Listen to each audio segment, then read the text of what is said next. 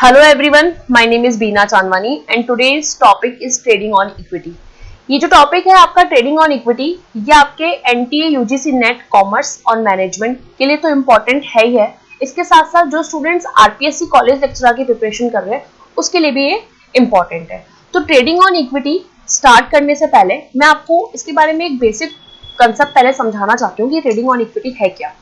देखिए स्टूडेंट्स, एक company suppose ए limited है, ये कंपनी है।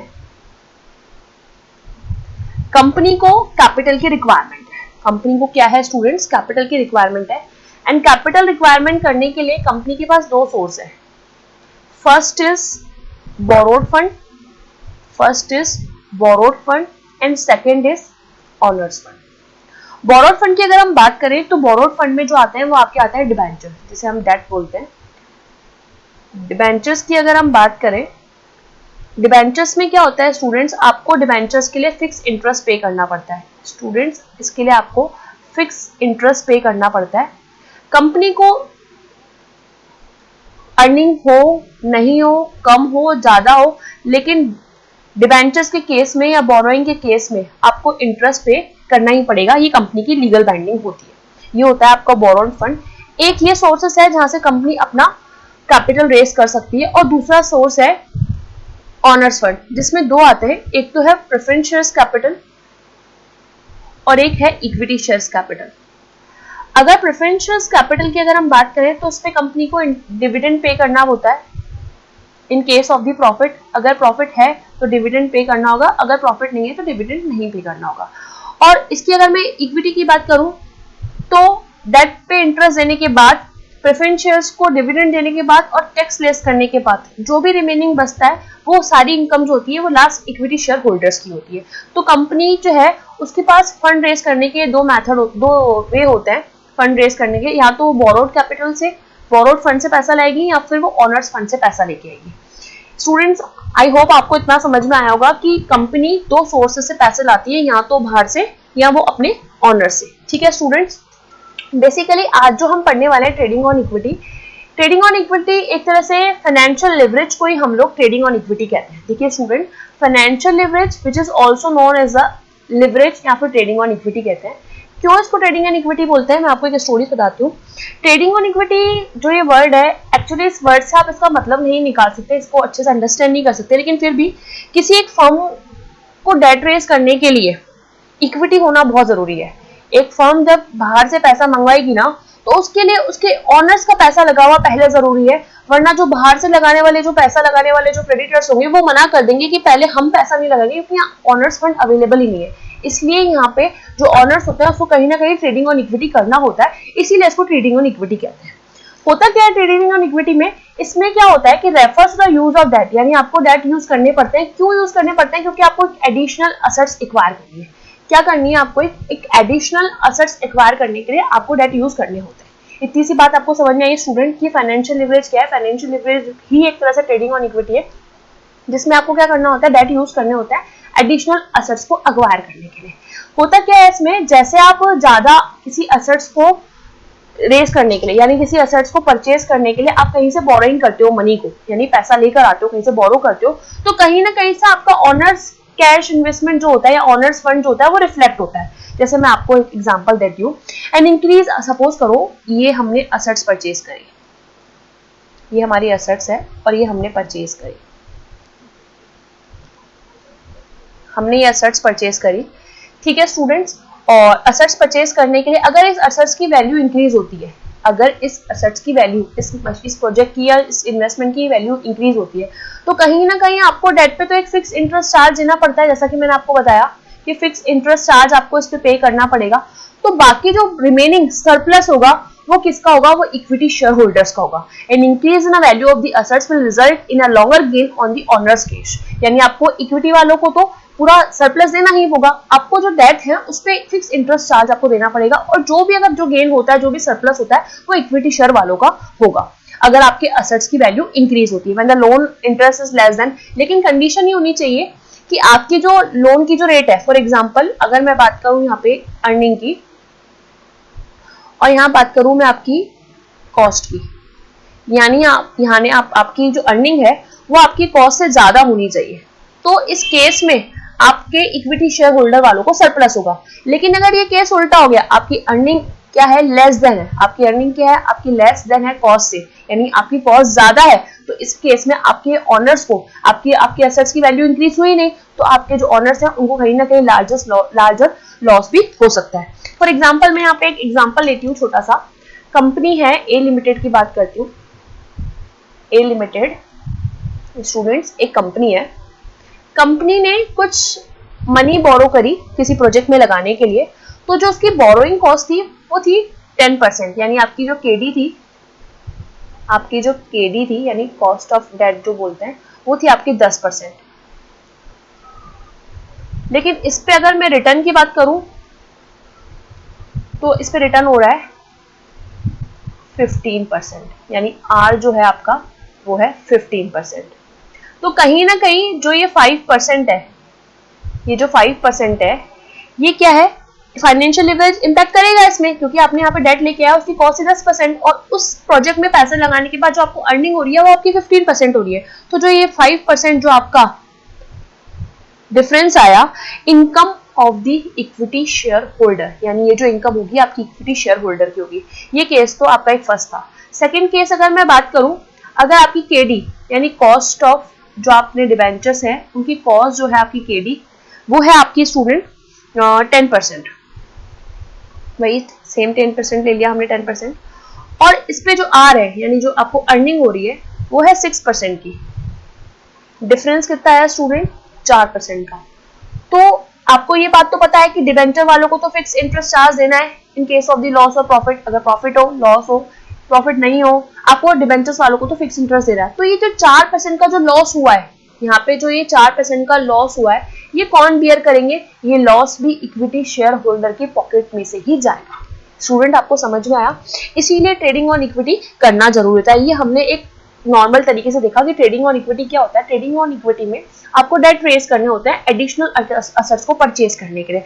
अगर असेट्स की वैल्यू ज्यादा होती है तो कहीं ना कहीं आपके ऑनर्स को यानी इक्विटी शेयर होल्डर को गेन होगा। अगर एसेट्स की वैल्यू डिक्रीज होती है तो आपकी कहीं ना कहीं इक्विटी शेयर होल्डर्स को लॉस होगा। देखिए कि एग्जांपल से समझने की कोशिश करते हैं।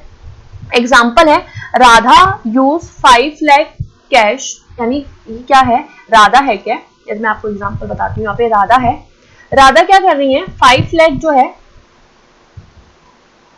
यूज कर रही है, क्या यूज करने में, असेट्स को अक्वायर करने के लिए। कोई असेट्स अक्वायर करी है, लैंड परचेज किया जिसकी कॉस्ट कितनी है 5 लाख रुपीज। ओके स्टूडेंट, और राधा जो है वो बिल्कुल भी फाइनेंशियल लिवरेज यूज नहीं कर रही, इट मींस वो डेट यूज नहीं कर रही है, वो सारा का सारा पैसा कहां से लेके आ रही है, बोरोड फंड यानी इक्विटी शेयर होल्डर या खुद का ही पैसा यूज लेकर आ रही है।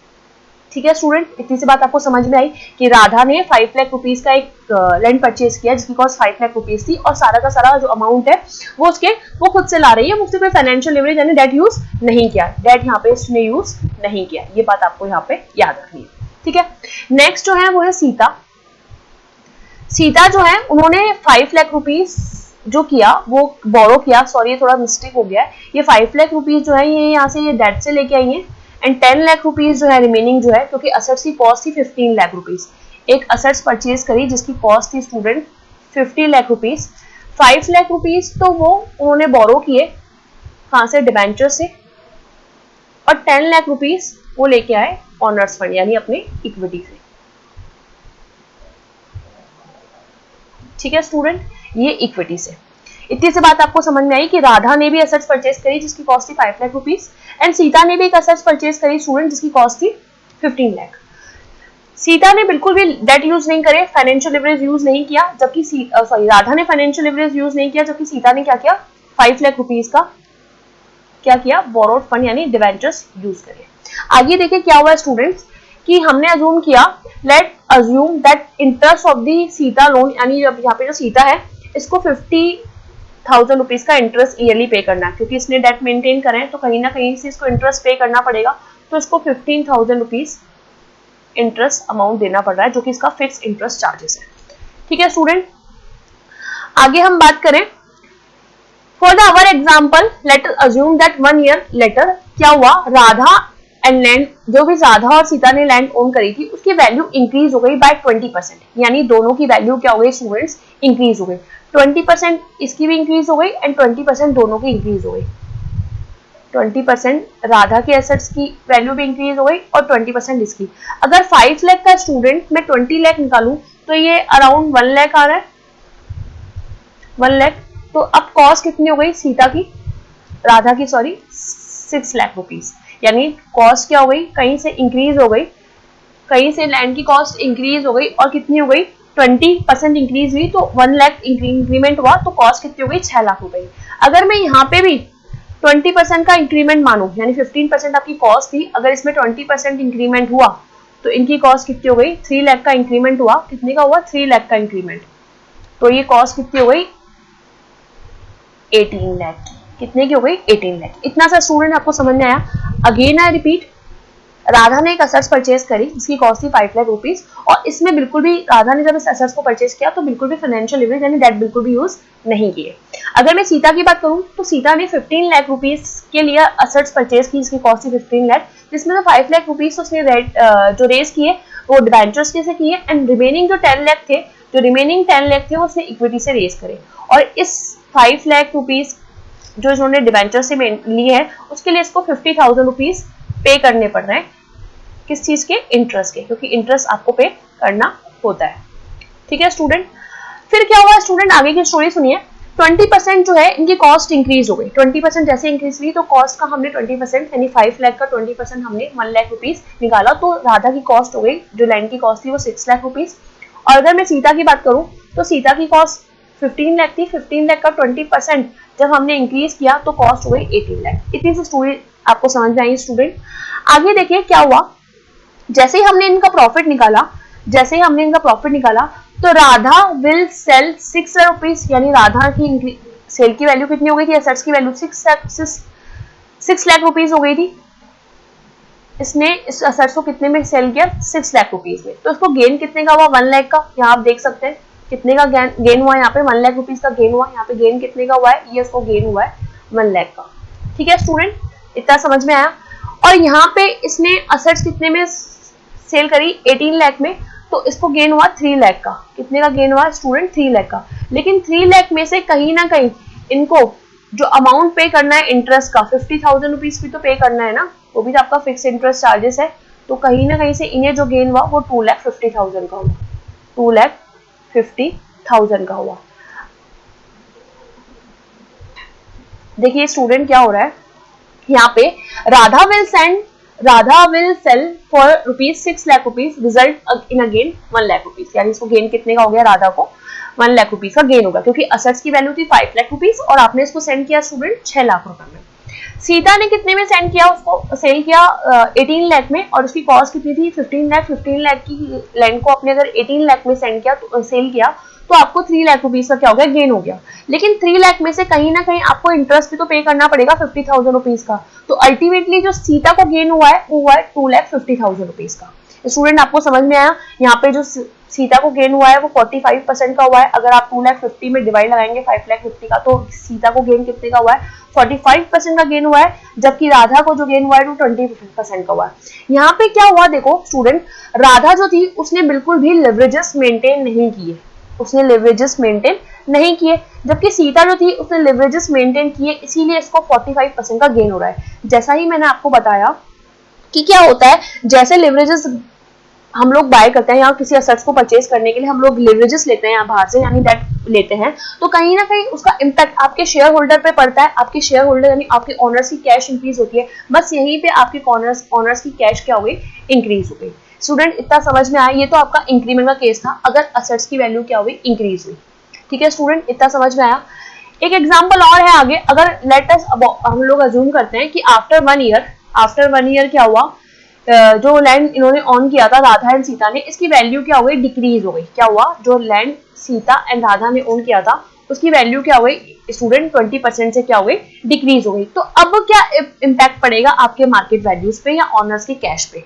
देखिए स्टूडेंट, फिर से उसी एग्जाम्पल पे आते हैं। यहाँ पे हमने 20% इंक्रीमेंट किया था, अब यहाँ पे हम 20% डिक्रीज करते हैं।